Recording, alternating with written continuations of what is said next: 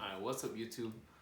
It's Scene 3 here, back with another YouTube video. Today we're going to be talking about the third episode of The Last Dance. So, yeah. How'd you guys enjoy it? It was definitely a different type of video compared to the last one. Obviously, the last video, if you guys watched it, if you didn't, you should go watch it right now. It talks about, Scottie Pippen and his decision when he decided to go play for the Bulls. And It also talks a lot about Dennis Rodman. well, this one talks about Dennis Rodman. Yeah. I feel like this episode was good as well because it talked about a different player. And although like this is Jordan's documentary, it talked about like the life of other players. I feel like that's important because those not like self-centered. Talked about Dennis Rodman and how he when he entered the league and how like growing up he lived in poverty and he didn't really have much. And that's what I kind of like about sports because I feel like sports gives people who have gives poor people a chance. It gives poor people a chance because like let's just say in the job or the workforce, you might just say, okay, we're not gonna hire this guy because he's black, or we're not gonna hire him because he's unqualified, even though he is qualified, but you're just making up your own reasons. The sports is really like a fair playing field where like just your talent just speaks for itself. So I kind of liked how the sports just give people an opportunity to like play their best. Yeah. But I mean, it's not. I mean, you can still, let's say, study, go to like a good school, and still get a good job. It's not the only way to get out of poverty. I would say. I mean, no. What he's saying is that he likes how sports give poor kids an opportunity to get away from that. Like, yeah, it gives people an opportunity to get away because it's like a fair playing field. Like, it's like he could be poor and be better than you and you're rich, but like he just plays more. They look at opportunities and they look at skill. They don't look at how much money you have. And I feel like most of the time. And I feel like people who are growing up, I don't like using the word poor. I feel like people who grow up in the more like unfortunate like conditions, I feel like they have more like a drive in them, and it puts them to like work harder. Like even Dennis Rodman, like how did you guys feel like when his mom like kicked him out? Like I said his mom kicked him out and he was like living on the streets for like 2 years. I feel like she was just tired, and since he was poor and stuff, she didn't want him. She just wanted him to do something with his life. Well, and at the time he wasn't, and I guess, and do you think that was good? I think that actually helped him get more of a drive because when he was out of the house, he's like, damn, like what am I really gonna do? Do you think that was good parenting? To an extent, yeah. Mine's about to an extent. I think it is. I think it is for like, especially for like a lot of kids, because some kids will just stay in their parents' basement their whole lives and they don't really do anything for themselves. And when they get kicked, if some kids get kicked out, they might think it's bad at first and like, yeah, I don't like my parents for that, but then it low-key kind of helps them into grow them, like they become like more of an adult and more aware of the real world, and Like I would say yeah, it helped him because like obviously when he's like was homeless for like 2 years, like, and he just bouncing friends to friends' house, it like made him see like what life would be like if he lived on his own and he had like no source of income and nothing to do, and like how he wouldn't really have like a way to provide for himself. That's why he needs to like start doing something. So like I don't know, like if I was his mom's position, it would kind of hurt kicking your own son out, but like I guess it was for something better. It was for the better. Yeah. So even going on to like talking about the teams now, right? Like the teams in that era were pretty, they're pretty tough. Like go.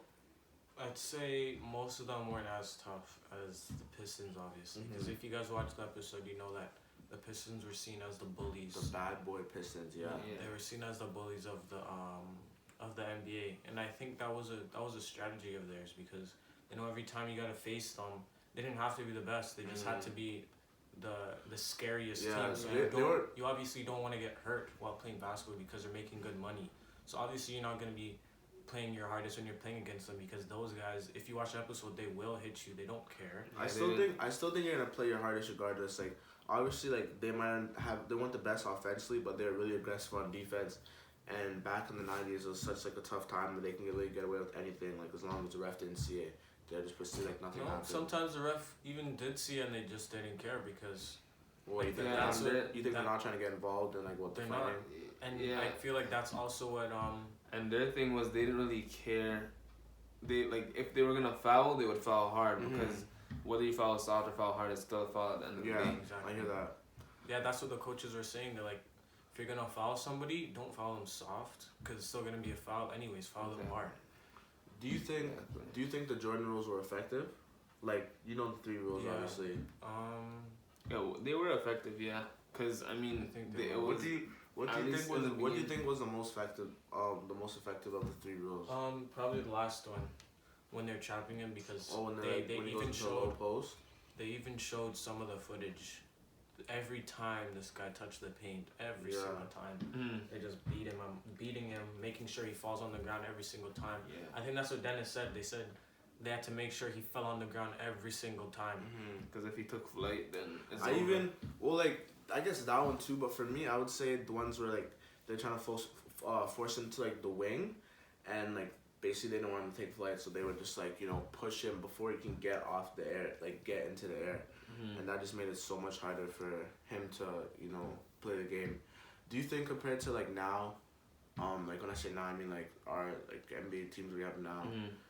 Obviously, you'd say the league has gotten tougher or worse or softer. I think there's a lot of. No, I think it's just they're more athletic. Everyone. No. I'm talking about like the teams. I'm talking about like the teams. Like, do you think they got way more like softer as players in general, like they're calling fouls for like I think they do call the refs can see a lot more and they can like do slow mo and see like it's that and they care about the players now. Before they didn't really care if somebody got hurt or whatever because if you watch the show or watch the episode, you remember that these guys were literally punching each other. And the refs, they wouldn't allow it per se, but if they didn't see it, they couldn't call it. But like nowadays, they have like cameras that show all different angles, so you can't really get away with much anymore. Yeah, I hear that. I definitely feel like the Jordan rules were, like it allowed them to defeat such a player. I feel it was kind of crazy too because they literally like that. That's to show you how good Michael Jordan was in the time that he played because the Pistons literally made up rules just for a single player. Yeah. It wasn't for the whole team. It was literally just for Jordan. And the fact that all of them had to follow that shows that he was a really good player. He was a good player enough to know that everybody had to follow these rules and everybody had to know these rules. Yeah.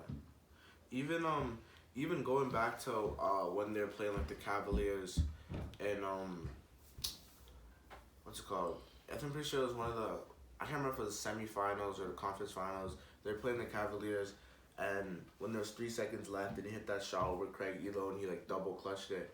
Even when that went in, it was just like they knew who the ball was going to. Yeah. They knew, like everybody. I don't know. You just couldn't stop him. Like he was different. He was just different. Like I don't even know.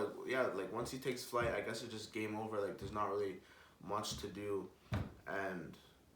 I guess that's why he was, considered the greatest player. Would you guys say play at that time? What if they do you guys think that if they fouled him, it would have been harder for him to score? What do you mean? They did foul. They did foul him. They fouled him a lot. No, before like the 3 seconds before he even shot, like what if they like held him and made him just take 2 free throws? I mean, he would have definitely sunk them. He probably would have got. He would have got them. They even remember in one of the games he missed one. Remember? Yeah. But I guess they didn't want to take the risk. Exactly. Like if you can think about it like this, if you have 3 seconds left in the game and you can just play someone tight on defense for 3 seconds.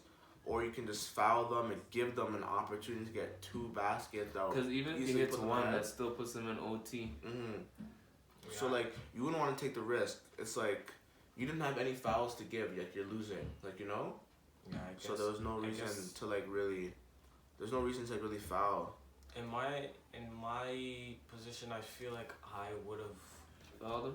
I would have fouled him because it's also like a mind game.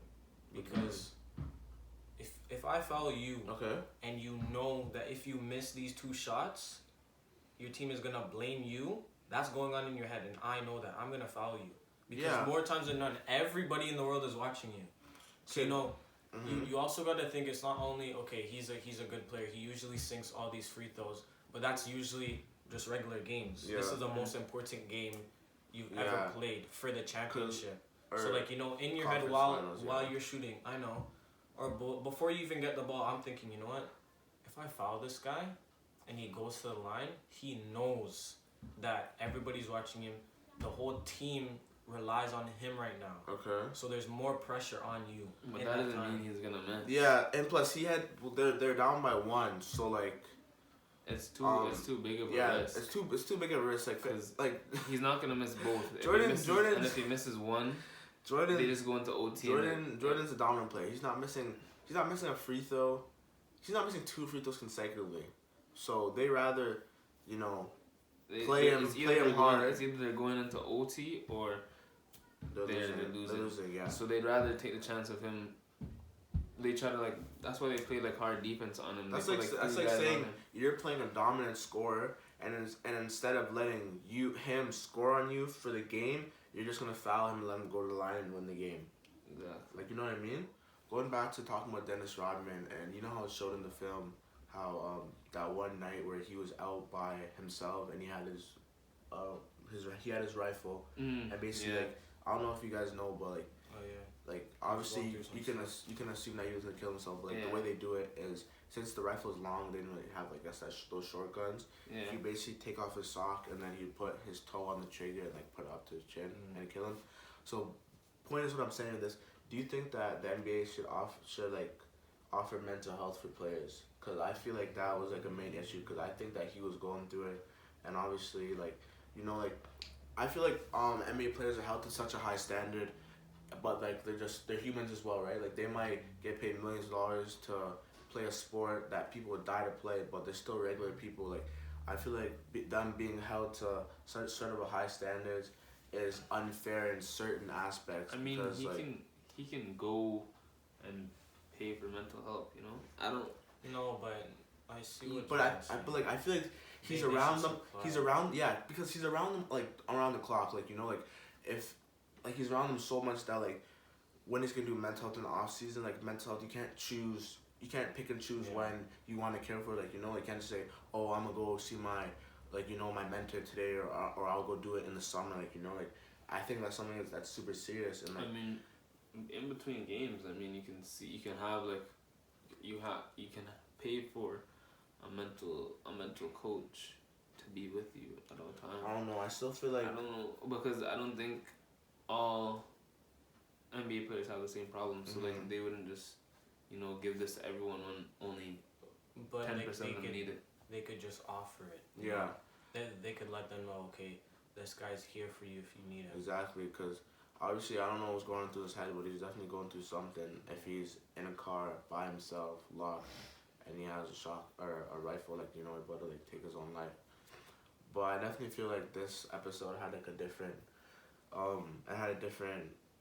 view compared to last episode, which was just mostly getting paid and just playing the ball. This one had a more deep aspect from the home life.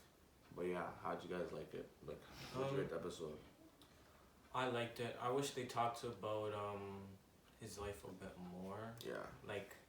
For me, I would want to know why he changed into all these the outfit. I'm pretty sure they touched on it a little bit, but the outfit changes, the personality changes, all of that. I mean, he said he wanted to be. I heard him say in the episode, he said he felt like a 10-year-old kid when he did all that stuff, and that's what he likes. So I mean, I guess it was just him. I mean, I don't think there's a real reason behind what people really do.